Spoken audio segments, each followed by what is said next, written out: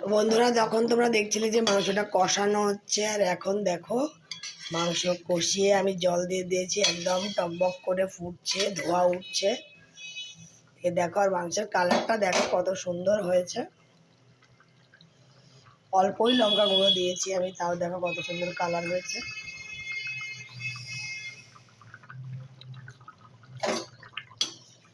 আর কিছুক্ষণের মধ্যে মাংসটা আমার রেডি হয়ে গেছে প্রায়। আর কিছুক্ষণের মধ্যে আমি নামিয়ে নেবো গরম মশলা গুঁড়ো দিয়ে।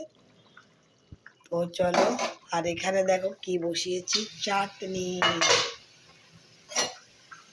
এই দেখো চাটনি সবে বসিয়েছি, টমেটোটা এখনো সেদ্ধ হয়নি, নুন হলুদ দিয়ে ঢাকা দিয়েছি।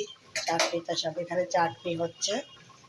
এরপরে শাক ভাজা হবে, এখনো শাকটা রেডি করে পারিনি, একা একাই সব কিছু করতে তো সময় লেগে যায়। তো চলো চাটনিটা ঢাকা দিয়ে দিই, একটু ভালো করে টমেটোগুলো সেদ্ধ হয়ে যাক।